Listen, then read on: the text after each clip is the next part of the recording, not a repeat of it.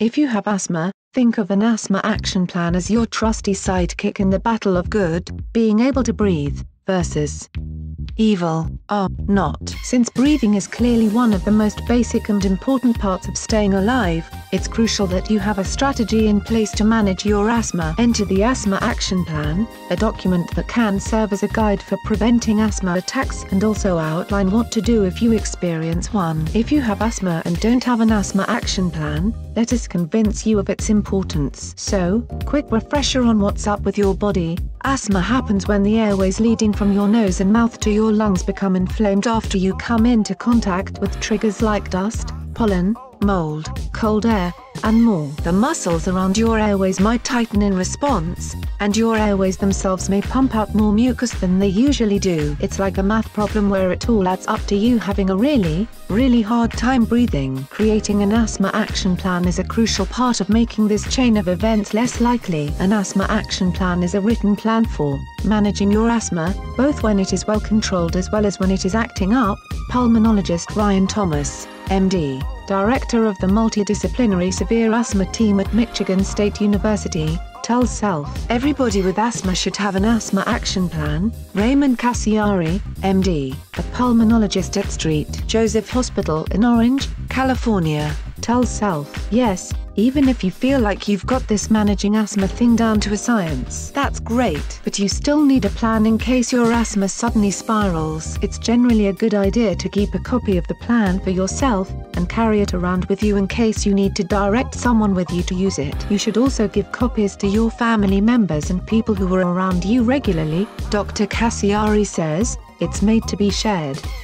Asthma action plans offer instructions on how to handle your asthma depending on the severity of your symptoms, starting with a green zone. The idea is that you're able to recognize when your asthma isn't well controlled and to be able to get it under control before you're really sick. Emily Pennington, MD, a pulmonologist at the Cleveland Clinic, tells Self. Various websites like the American Lung Association have forms you can print out and take to your doctor to create an asthma action plan, or your doctor's office may have them. In general, you'll fill out basic information like your name and date of birth, how severe your asthma is, phone numbers for your emergency contact and doctor, what your personal asthma triggers are, and your best reading from a peak flow meter, a portable device that measures how well your lungs are able to expel air. Then, the form is divided into 3 sections, starting with a green zone.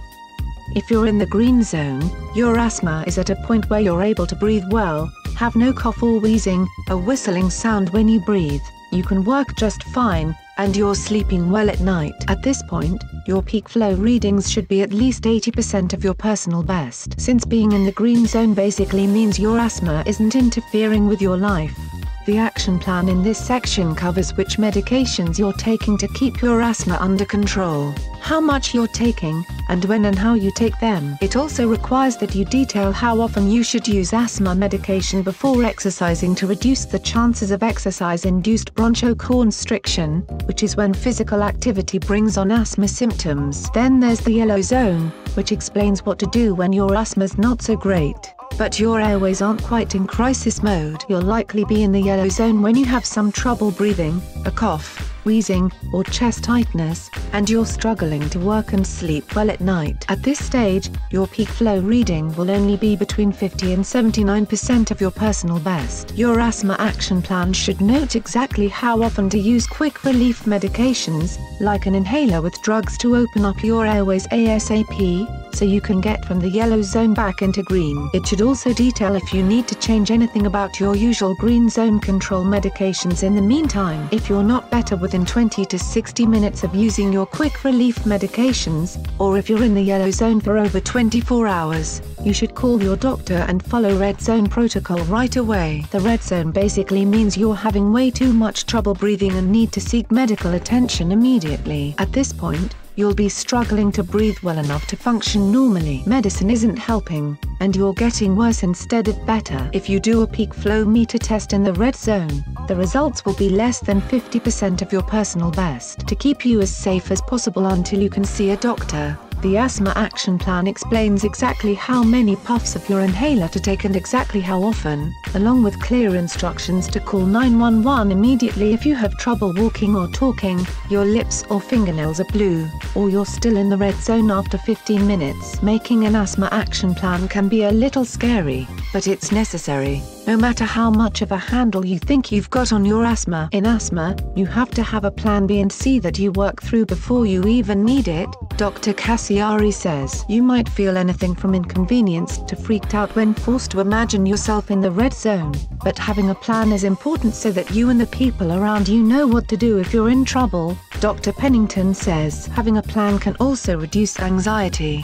which is one of the triggers that can actually make asthma worse, Dr. Cassiari says. If you don't have an asthma action plan, make an appointment with your doctor to fill one out together. It often only takes around 15 minutes, or even fewer, to complete, Dr. Cassiari says, and when you go in for your regular doctor's visits, you can have a quick check-in to make sure it's still accurate. At the end of the day, it's much better to have an asthma action plan but never need it than the other way around. Thanks for watching. What did you think about this video? Let us know in the comments section below. You can also subscribe for more videos like these in your inbox. Share this video with your friends and family. Like and share this video on Facebook and Twitter if you agree. Don't forget to support this channel by clicking on the donation link down below and subscribing so you never miss any of our trending reports. What do you think about this video? Scroll down to comment below. Now if you are seeking the latest trends in fashion, and electronics and gifts and more at the best prices, please feel free to visit www.atthesmall.com. Once again, that is www.atthesmall.com. If you are seeking the best in facial and clear skin regimens and products for women and men, including an opportunity to earn residual income, please visit our partner at www.jdro.my, r&f.com. All links are in the description box below.